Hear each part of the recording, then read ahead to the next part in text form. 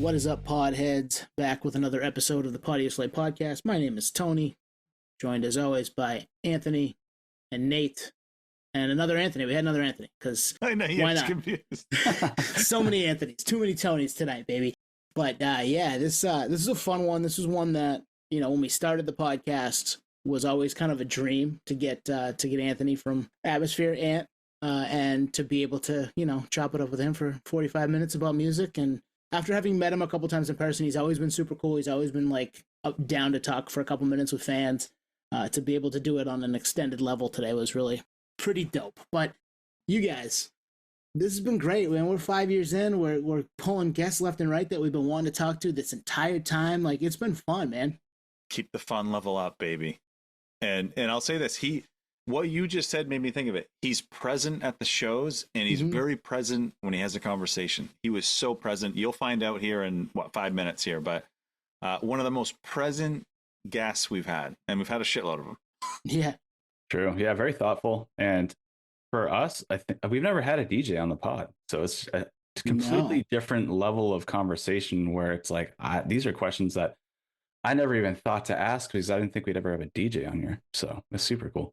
Yeah, and to hear the process of making music from his point of view, where I've never had a brain to do that, it was really cool to kind of dig into that and hear more about it, which you'll hear in a couple of minutes. But yeah, we've had quite a heater of 2025, so I'm stoked that you're here and checking this one out. If this is your first one, there's a bunch back there that you'll like. If this is your 263rd one, man, thank you for coming back. I love it. We just had Brother Ali on about a month ago, right?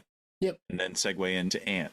Yeah, you're right, and segueing into Ant. And we get a cool story about Satisfied Soul, which is the record that they put out together a couple weeks back as well. So if you have listened to us because we had Brother Ali a few weeks ago, you'll get more of that in this conversation as well.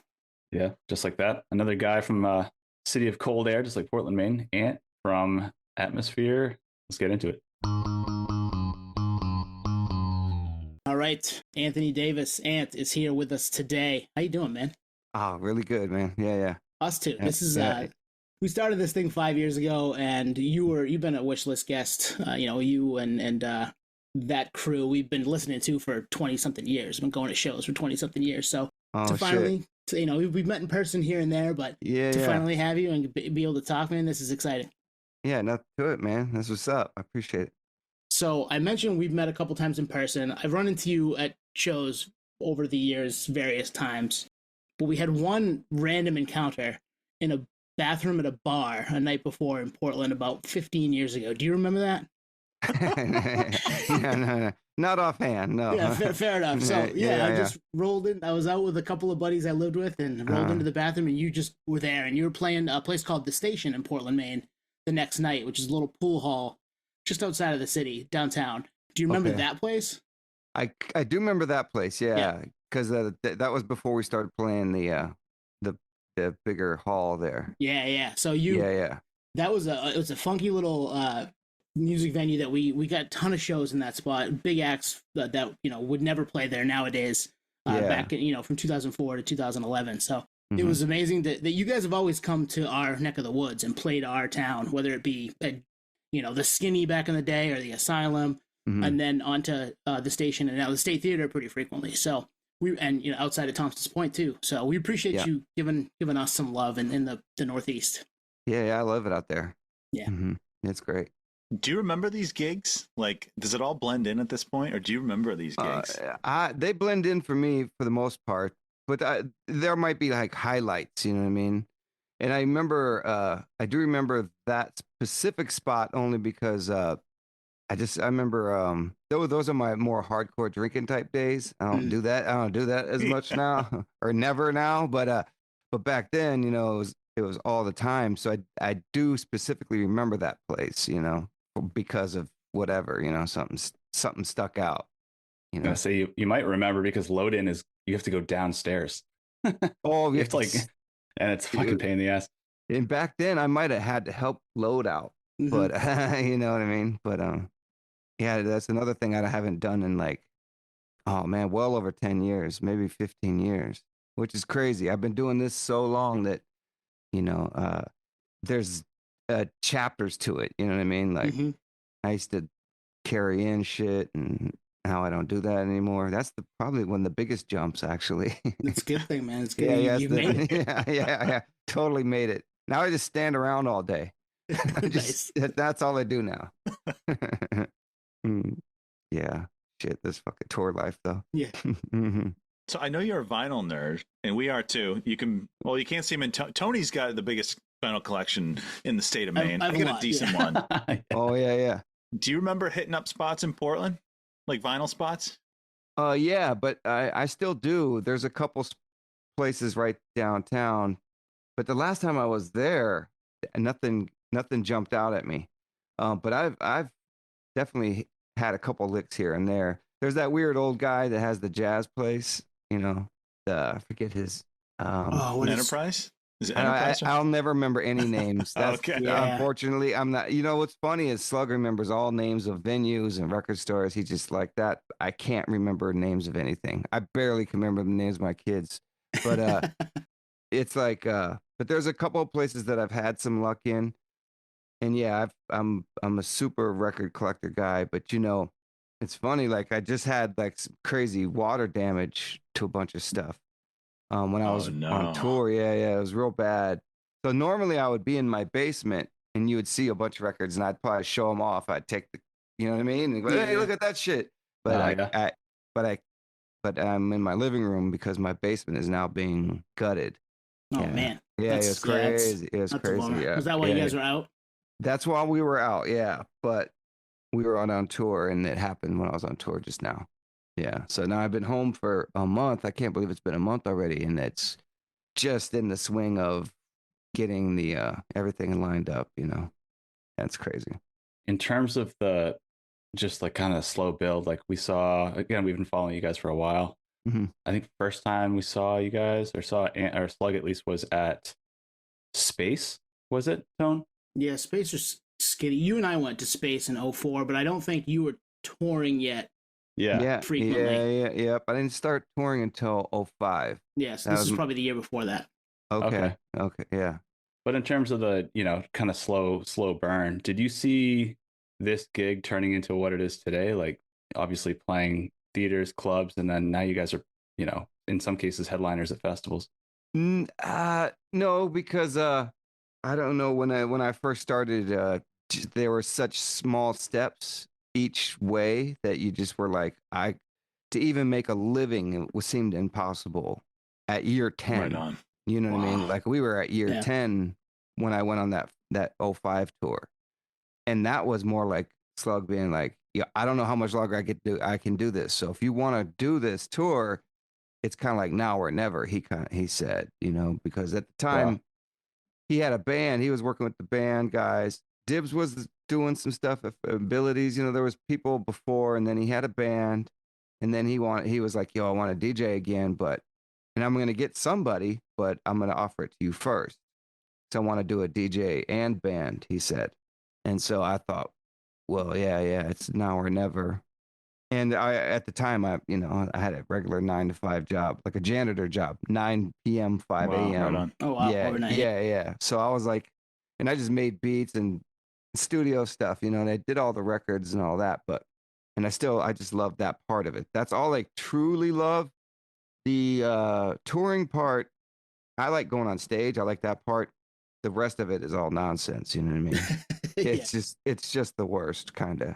You know? Well, you put on a brave face every night, man. Every time you're in our town, you're out in the crowd, you're talking to people, you're having a good time. It seems like so. Yeah. Appreciate that. That part is fun. Like like once the doors open to the show until the doors close, kind of. But back in the drinking days, you know, shit, the whole day everything was fun. You know what I mean? Yeah. It was all a blast. But now it's just a confined window of fun. Yeah. You might say we can't imagine how much fun you were having. Yeah. Good one, Nate. Good one, Nate. You know, and that was my first tour when that album came out in 2005. That was it was supposed to be I'm just gonna do this one tour, you know. So and we were Can't Imagine album came out, and it was very, very super hip hop compared to the previous records we made. they're hip hop, but they had a little more.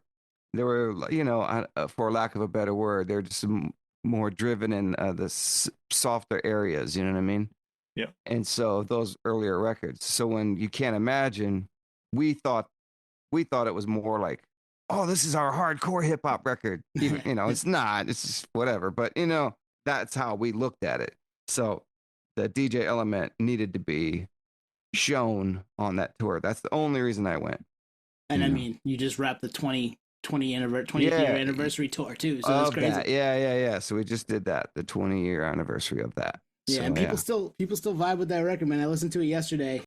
Yeah. Probably the third time this year I've listened to it, just because I'm like, right I need on. to refamiliarize myself with this classic. So yeah. So seeing all those songs live, oof.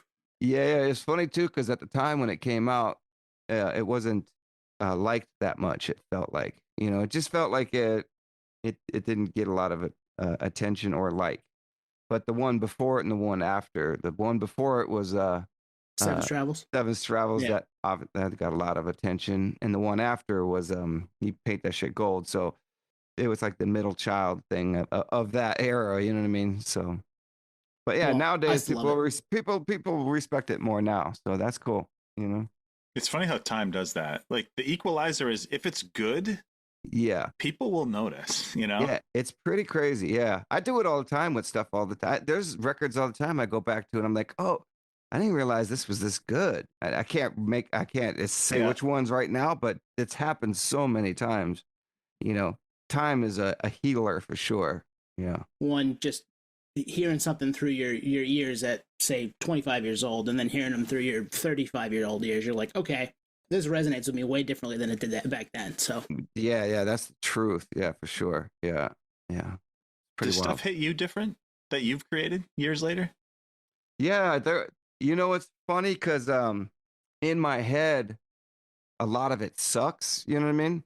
But then I'll have like a new test pressing, like for whatever, some reissue anniversary, because we're always trying to resell the past. You know what I mean? And I'm like, I'll listen and I'm go, oh, this isn't that bad. Oh, okay. What was I thinking? You know what I mean? So yeah, it's just I'm not as bad with that now, but now I feel like everything I do is good, and then I listen to it and I'm like, what the shit. Yeah. But yeah, anyway, it's always the poor struggle of the artist. Yeah, right on. Yeah. So Rhymesayers, you guys, it's been what, 30 years? Yeah, 30 years of that. Yeah. Independent back then, independent now. Yeah. Was that always the end game? No. Nope. I wanted to be signed, rich, and famous. No, I don't know about the fame part. That was never necessarily a thing. But yeah, when I was a kid, I had dreams of being, you name that producer, like Dr. Dre, Quincy Jones, Premier, whatever, you know what I mean? You name it. That's what I wanted to be, just the best, the biggest, you know what I mean? So I never thought that this was going to be a route to do, like, yeah, being independent. I didn't even know what that meant when I started doing this. Right on. Yeah. Are you happy now that you've been able to be independent all this time and kind of do things your way? Yeah, for sure. Because now I realize, I've literally got to do whatever I wanted. I think there's a lot of my people a lot of heroes of mine have not been able to do what they wanted, or I don't know. I don't know what their deals are, but man, I really, at least the art part of what I do enjoy. I get to do pretty much what I want. Yeah. And that's cool. I love it. You make a good point, which I wanted to highlight, which is not being able to do what you want. Because a lot of labels, unbeknownst to like fans out there, is like they'll shelve records, they'll shelve albums, be like, not good enough. We're going to hold on to this. So you can't even put it out, but we're going to hold it. So you don't even own it. We own it. And you can never put it out. It's like, what the fuck is that shit? That's crazy. Yeah. And that used to happen a lot in the 90s. There's so many artists out there that never, and their records will leak out. And I'm like, this is no better or worse than anything else. Why not? So it's like being held hostage for whatever reason. Yeah, bullshit. It's messed up, man. Yeah. So doesn't have a single, needs a single. Yeah, exactly. So or I should say, I accidentally lucked out. You know what I mean? I did not know that this was a route. I had no intention of this being a thing, and it just happened that way for me. Yeah. So let's talk creative process a little bit. You've Mhm. obviously made a ton of music over the course of your career for a bunch of different people, mostly with Atmosphere, but also Yeah. with Brother Ali and the Felt Project and I Self Uh-huh. Divine and just all over the map, right? So Uh-huh. when you go to create, do you know where it's going before you make it, or do you make it first and then figure out where it's headed? Yeah, I usually make it first and see where it goes, but the the atmosphere thing is always in rotation, so I'm always doing something and we're always funneling. So that does hit me first usually, you know what I mean? So I can usually tell the direction. I'll know more when I'm arranging. That's usually when I tell what this is, you know. Most of the music I make could technically be for anybody in a way if they're willing to be you know that on that piece of music, or if they're attracted to it. It's usually about the arrangement for me now that I've started noticing, you know. So if I start off with a bang, it could usually be good for some straight ahead hip hop stuff, you know. But if I drew a long drawn out arrangement, that's a more of an emotion. It usually strikes more emotional stuff, which Slug is actually more drawn to. Yeah. So it's becoming more like that. Do you? I almost equate it to like a painter, right? Like an artist, a painter, where Yeah. there's a couple ways to approach it. You have an idea, then you start painting, or you start painting and then it evolves into something. Where are you at? Like, do you have a beat idea and then execute it, or you just start hitting keys? Yeah.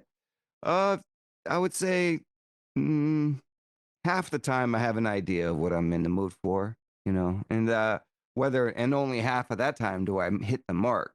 That's Right on. you know Yeah, what I yeah. mean. So like so, but usually I could turn a mistake or something or some nonsense into something else, you know, and then I'll set it to the side and then revisit it like a year later and find its place, you know what I mean? Or find where I need to be with it, which is another thing. Like, yeah, my painting's always just, I do like a sketch, put it away for a while, come back, and I work on a million other things.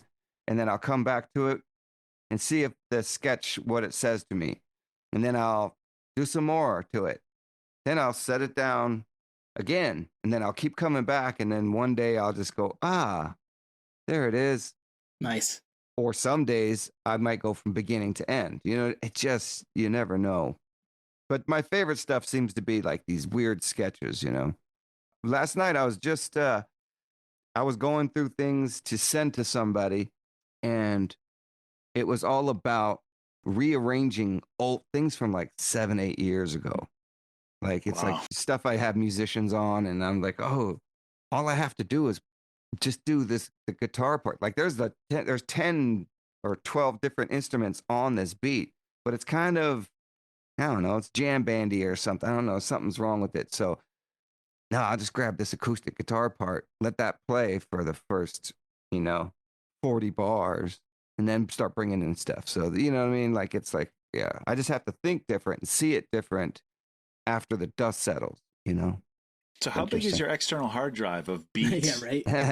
I just have a bunch of them. I just have a bunch of them. Yeah. Because all you guys all make music, yeah? No, we not at tried all. over the course of time, but no. never been very Dang. good at it. So Oh, yeah. I like Dang, talking yeah. about it though. Oh, that's dope. Yeah, that's what's up.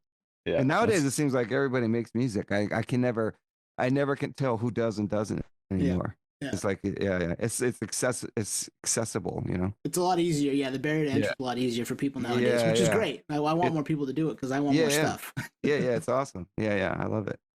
It's just harder to make a living at it. You know what I mean? The up and coming independent artists. I'm like, dang, it's a road, man. It's a road. It's been a road for me forever. But Yeah. like, dang, you know. Man, is there any situation, and I see this a lot with bands, you know, Mhm. where like someone like Slug, Sean Mhm. will give you like his verses, his bars, and then you kind of react off of that. Almost like a band will bring their drum part, and it's like, all right, I'll write a riff to that. we used to do that. We don't do that anymore. Rarely. Every now and then he might come. He might tell me a concept or something like that, maybe. But I would say for the last 12, 15 years, he's been writing to the music, whatever the music I give him. And I'd say the last 5 years, he wants one piece of music at a time. So he used to choose between, he would come over to the house and he would choose between, I don't know, 30 or 40 beats or whatever. I don't know, whatever struck him that day.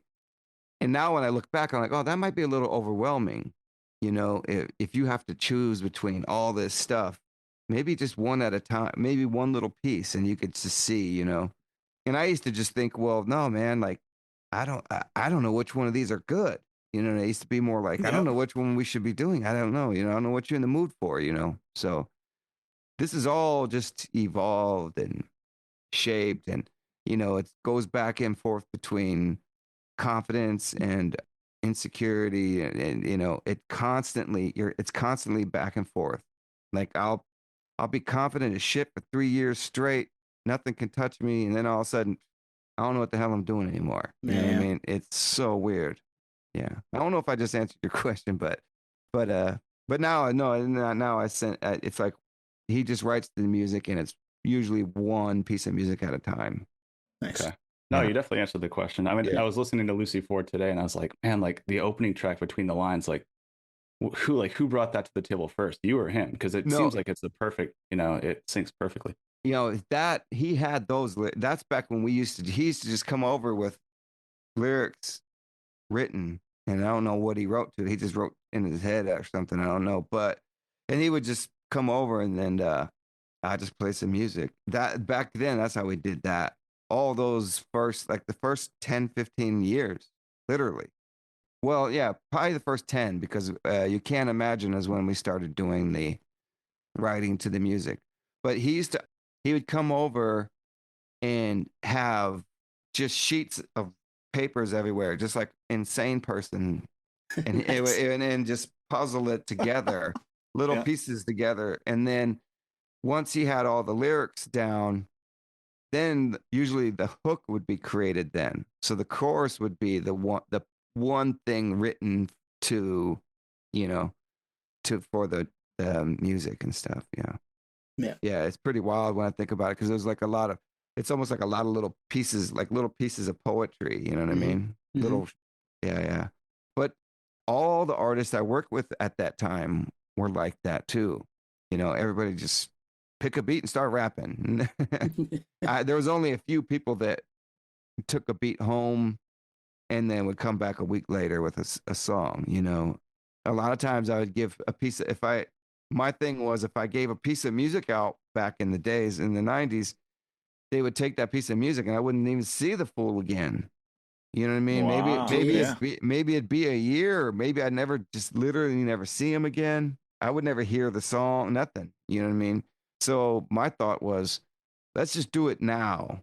We don't have time for all this. Like I have a job and whatever, you know what I mean? We all, you know, just trying to make it or whatever. So right. I don't have time for this type of stuff, you know, which is funny, because nowadays that's totally how I think all these guys seem to be that way now. On, you know, they make a song and put it out that day. You know what I mean? It's crazy. Yeah. It's crazy. Easier to do too. Just, it's so different. It's a whole different world. And I don't know which better or worse. I have no idea. It's all something, you know? Yeah. All right, so your basement's going to get cleaned up. You're going to be downstairs. You're going to be listening to a record. Mm-hmm. When your brain's like, I could take a piece of that, speed it up, slow it down, you know, sample it. Mm-hmm. How does that work for you? Do you hear something in the moment and think, I know what I can do with that? Or is it you listen to it a bunch of times and then pull pieces from it and go from there? I can use almost anything, and it's just if I'm in the mood, you know what I mean? So for me, it's like if I'm about to sample something, almost anything sounds fine. I can make something out of anything. It's just whether I'm in the mood. Like, do I want to make this complicated thing? Do I want to make something nice and easy? Do I want to be done fast? Am I in an epic mood? Do I want to stretch this thing out forever? Does it have enough? Is there enough to it when I, do I need to make musicians come in and make this bigger than it is? All these things go through my mind. Yeah. But I don't know until I really start, but I can tell, I guess, just off a snippet, I'm like, oh, this is one of these things, and then I just build off it. Yeah. Yeah. So you said in the last 15 years, you're creating the beat and then you're sharing it with like Slug, for example. Yeah. Were there any beats over the years where you're like, I can't wait till he hears this fucking beat?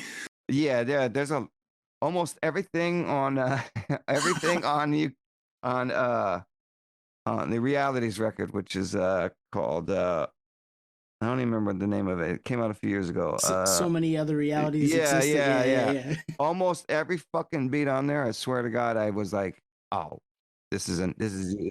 I love it. Good luck. Good luck. That's awesome. Every one of those damn things. I was very confident on that one. I was flying high at the time. You know what I mean? I really, really was. That's awesome. That kind of reminds me of Anthony's like metaphor with the canvas. Like you are the canvas. The hip hop artist is like, this is this is your canvas. Go for it. Like Harry Mack, like he just plays a beat and goes. So I feel like, yeah. Yeah, man, it's great. Yeah, I haven't felt that way that many times, but I felt that way that whole year doing that. It's pretty crazy. Yeah. Mm-hmm. So we recently had Brother Ali on, and awesome conversation. Satisfied Soul is awesome. We've listened to it a ton. Early contender for album of the year. For me personally, I'm stoked for people to hear that if they haven't. Yeah, dope. But you've got that piece of music from Sing Myself Whole. That we got Ali's side of the story where you had said, I've had this for a little while. I don't know if it's yours. I'll let you try, but I don't know if it's yours. So tell us that story. I want to hear it from your side. Okay. All right. So at this stage of the record, we've been making a bunch of stuff, and I think we're 10 songs in maybe, and he's like, and it's a process. It's a whole different beast with him compared to other, everybody's different, just like in life, right? So he's just a different kind of artist. So we're sitting there, and he's like, hey man, I think I'm ready for that's what he said. I need one of them super sensitive ones, man. We have everything else but that. And I was like, all right, I guess of course we could do that, but let's look around. We're looking around at stuff and nothing's jumping out at him. And then I'm like, well, I do have this one piece, but I'm gonna tell you now, I've had it for like 10 years. You could try it, but don't you dare think this is yours until it's out in the world. Because if I'm going to be pickier than normal, you can't just do anything on it. I know you're the man and everything, but I will take this back. Yeah. And I don't care if it sees the light of day. I remember specifically saying those words. I don't care if it sees the light of day. This is personal to me. This piece of music needs to be perfect. And so he's like, oh, I could see on his face, like, shit. You know what I mean? I gotta bring it. I gotta really bring it. Yeah. So I was like, all right. And I don't normally like to put the pressure on it like that, but this is how I felt. And I had an artist in mind for the beat, somebody I would probably never get, but I'm the type that thinks I will bump into that fool one day, and I'll give it to him, and it'll be great. So I'll wait for another 20 years. I don't care. So anyway, I give it to Ali, and I even have a pretty good mix of the beat because I thought that much of it. I had it mixed before I even had words to it. Because I didn't know what to do with it for sure. But anyway, so he does his little thing. He does a sketch to it at his hotel, and he showed it to me. And when he was playing it for me in front of me, and as it was playing, I could feel his nervousness. Wow! I could feel my nervousness. I could tell that the way. Oh, this isn't normal because he's like singing on it. You know what I mean? And he's not a singer, so it's not great singing. So, but it's from the heart and it's all this stuff. So, and I felt it right away, even though it's wrong. I'm like, oh shit, this isn't what I had envisioned, but this is also not this perfect thing. this is actually just beautiful. This is exactly what I needed. So before the song even got halfway, I took him out of his misery. I said, yes, this is good. Don't. Nice. I specifically remember saying that. Like, so yeah, it was That's awesome. it's pretty great. And I love the song. It gave me chills for a while, which making my own music, I don't get chills that often, you know.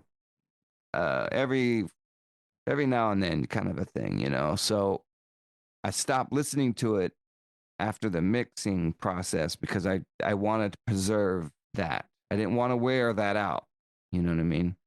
Because I think the last time I heard it, I heard it just for the sonics. I just was studying it too much, and I was like, ah, shit, here I go. Yeah. Not just enjoying the emotion of it all. I'm into the science part of it, and I can't stand the science part of music. You know what I mean? Even though it's necessary. Yeah. You know? Yeah. Well, that's the power of relationships, right? You have that history with him where maybe someone new wouldn't have gathered what you were trying to convey, which is like, dude, this is a special one. You got to bring it, you know? Yeah. A new relationship, it wouldn't have been the same way. Maybe I would have had to have said it different, and and maybe we had to coach something. Who knows? Yeah, it's interesting how that works. Yeah. Yeah. Yeah, it's tight. All right, so let's talk Collection of Sounds. Volume 4 is dropping later this week. When this drops, it'll be the Monday before that hits. You've been putting these out now since last fall. Well, 1 came out in, I think, September, right? And then 2 and 3. And this is 4. Yeah. When did you decide, like, let's start putting these together and putting these out to the world?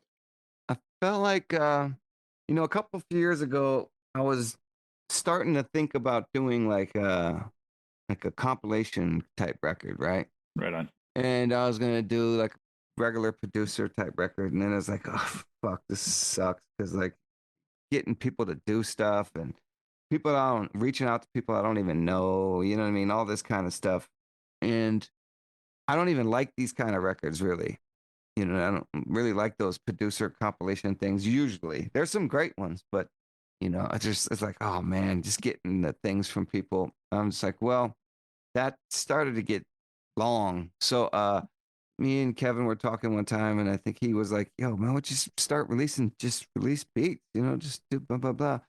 And we started talking, and I think that's how it came up, where it was like, once I figured out a theme, I need a theme. I'm like that. I just need when I start a record, I just need to know what's my direction. You know what I mean? I don't know how to start off just, well, let's go make some money or whatever. You know what I mean? Right. Like, I just go, all right, where's my theme? Where do I start? And one of the first things that me and him used to talk about were making a cover where you could have like 4 pieces go together to make one piece. You know what I mean? So just the art itself. So 4 records that all stand alone, but you put them together, they're one cohesive piece. Nice. So if you have one piece, it's fine. It's dope. But if you have all 4, not only with the music is all kind of like, oh, this is a theme together, and the artwork is all a big puzzle. You put the 4 pieces together and you could just put it on your wall or some shit, you know what I mean? And it's like kind of, so that was the concept at the beginning. And then putting the music parts together were somewhat easy because I had music from over the years to use, you know what I mean? It wasn't like I made everything brand new. I had stuff from years ago, and stuff was brand new, and then stuff that just I never thought got any attention. So hey, let me re-examine this and re-put it out. You know what I mean? So it was like kind of like that. A literal collection. Yeah. That's got to be kind of cool to be able to just pull something that you put out, say, in 2002. Like, I want to add a little flair to this. I want to change it. I know some stuff today that I didn't know then, and I can mess around with it a little bit. Yep. Or it was like, this is what it originally was. What came out was my polished version. This is the version I had. Nice. Yeah. Or there was moments like that, or there was just things right off my 4-track.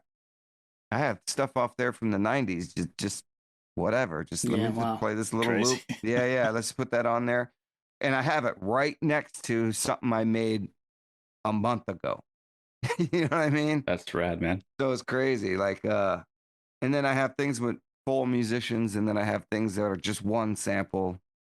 You know, so I really, this all also comes from the so many other realities exist simultaneously that inspired a lot of what I do now. Like that means like I'll do all my different styles within one area. So like it'll be this 1 minute. It's a lush recording of musicians and arrangements. Right after that, there's some weird loop. You know, right after that, it's a more of a something I played or something. You know what I mean? So yeah, that part of it all is fun. Yeah. And coming up with everything and then like trying to figure out, everything has to be, each side has to be like 15 minutes because that's what a piece of vinyl is, right? So most people that listen to this, maybe they listen to it through streaming or something, but this thing was made for records. You know what I mean? It was made for vinyl. That's the artwork is the big part of it. And each side represents a piece, you know what I mean? Almost like one song or something, each side, you know? That's awesome. I'm just rambling, I feel like. No. This is amazing. Yeah, it's a lot of context. And also, it's beneficial to you. Maybe those guys you were talking about earlier in the pod, like ran off with one of your beats and now you got it pressed. And you're like, no, bro, that's mine. Yeah. It's funny now because I've had a couple people send me like they rapped on a couple of the things they send me, and it's pretty funny. It's good. That was the question I was going to ask you. Are you getting stuff back from people, from MCs, from anybody that you either know or don't? A couple people I don't know, a couple people I do know. Yeah, and younger people. That's cool. So that's kind of cool. Yeah, they send me stuff. I'm like, dang, that's interesting. It's wild to hear that you're pulling from stuff from years and years ago, because as fans, we're like, with all of your output, we're like, this guy must not sleep, just creating beats all day. What is it like? Do you wake up, sun up to sundown, you're beat making? No, I used to do it that more often. Now it's a fine line, like nowadays it's probably just a few hours a day, most of the time. Sometimes I get in stretches where I'll do like an 8-hour thing or whatever, but lately it's like 3 hours or something here and there. And that has a lot to do with the fact that my house is in shambles right now. Yeah. So I just have like a little weird makeshift studio in my wife's little office area. It's just one keyboard and my stuff and a few records, you know what I mean? Which is also kind of fun because it reminds me of when I first started. Right now at this particular, like, I only have access to a handful of things, right? Because I still make everything in an old way. I don't get a bunch of stuff off the internet. Not that I'm against it. I just do. This is just what I do, right? I use records and keyboards and stuff like that. But so I don't have all my stuff here. It's all like in a warehouse, basically being cleaned and blah blah blah. So like, yeah, it's a whole different thing. But so it's like it's back to when I started, when I only had a crate when I first started, you know what I mean? In the 80s, So that's another thing. I've been doing this shit since 85, Man. It's a good year. 85 was a great year. I'm not going to tell you why, but it was. Yeah, I know why. You were born then. Yeah, that's great. So, all right. So, Volume 4 drops the end of the week. It sounds like those 4 together are kind of it. Is there a Volume 5 down the line? What are you going to do? Are you going to keep it rolling?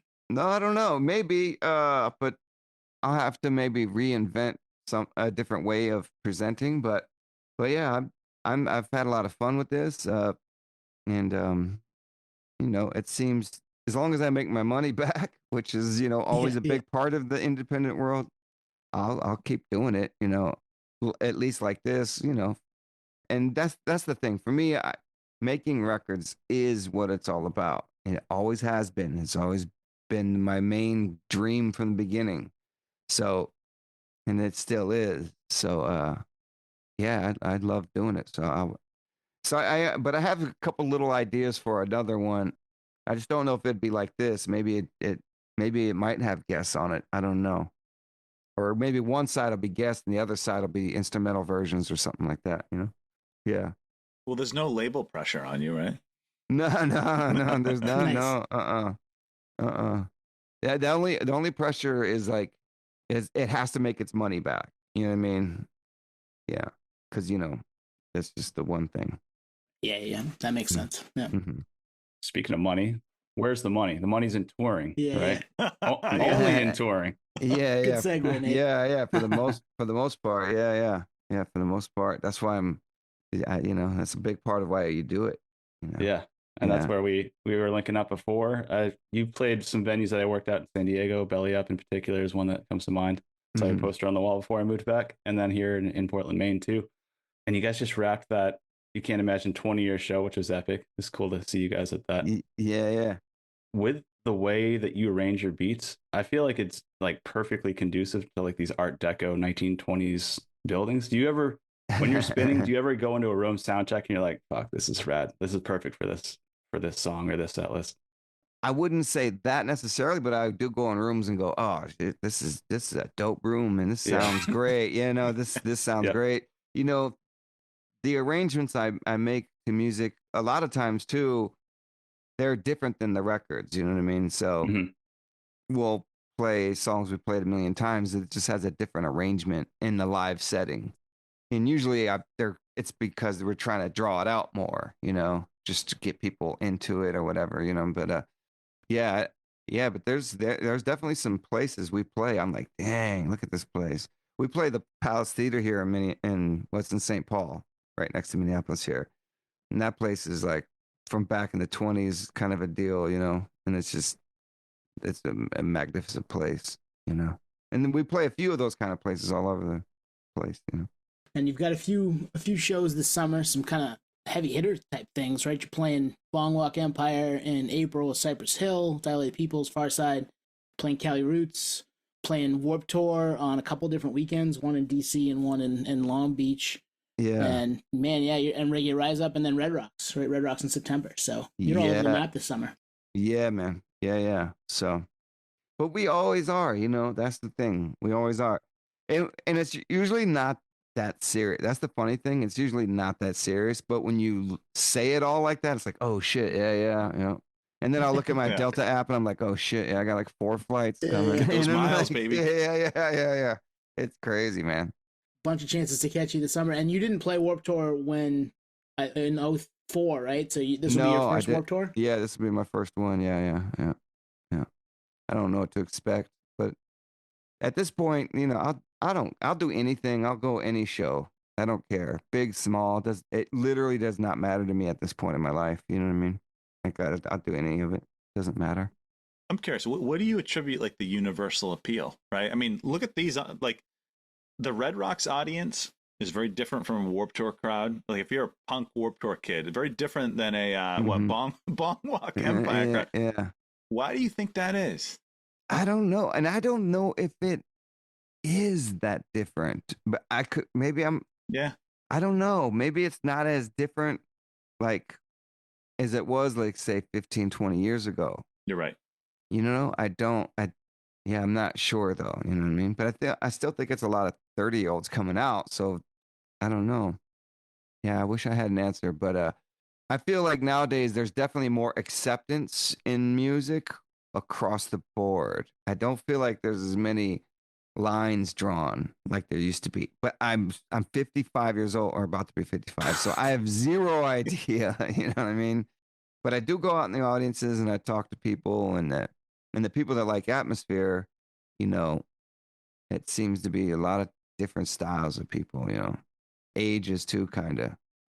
But the bulk of people are in their middle 30s maybe, but there's young and old and everything. So well, you guys have resonated with a bunch of different crowds over the years, and that's why you can play all these different places and different types of festivals. So it's pretty cool, man. That to look back at it, I would imagine for me, I'd be like, wow, look at that. That's pretty awesome.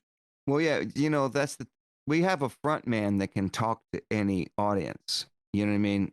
That's the big key, and yeah, there are some songs that are just like, I think, universal. You know what I mean? Maybe that's what ultimately has got us this far. Yeah. It's funny, as I'm thinking about it, I'm answering my own question in my head. Like, we are living proof. We're all 40. We love punk, we love metal, we love hip hop. And honestly, like, I think where we align is like is your world. Yeah. 100%. Oh wow. Yeah. That's dope. Dope.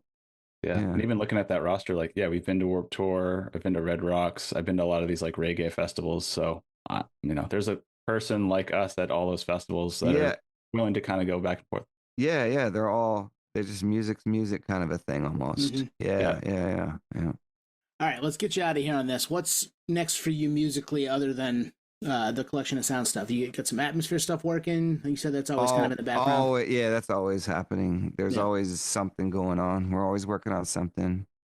And, it'd be too soon to say anything about anything else necessarily, but the collection of sounds, there's something like it maybe. I don't know. Something brewing in my brain. And you never know with the various people out there if they ever get their acts together. We'll see. Yeah. I was just, like I said last night, I was just arranging stuff for somebody last night. And you never know. You never know how it's going to unfold. Yeah. Some people, you get things you never thought you'd do, like Trent Reznor scoring films now from Nine Inch Nails. Maybe that's your next move. Oh, yeah. You never know. I'd be open to almost anything at this point. I'm curious about a lot of different things now. Yeah. Cool. Thanks for having me, guys. Yeah, this is great. We really appreciate your time, and go check out Collection of Sounds at the end of the week. If you haven't listened to any other ones, listen to those first. Right on, man. It means the world you guys care. Thank you. Yeah, thank you. This is money. Thanks, right. Right on, guys. Thanks, bro.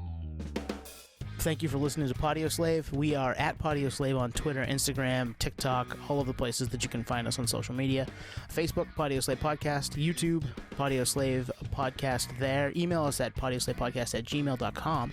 And hey, if you want to become a supporter, click on the link at the bottom of the episode and give us $1, give us $5. It keeps the lights on, keeps us going. We really appreciate that stuff. Thank you. I'm Tony, which we've met in person a few times, but nice to see you again and formally get to talk here. Right on, man. Good to see you. And I'm Anthony.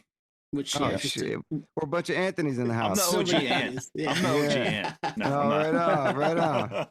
Yeah.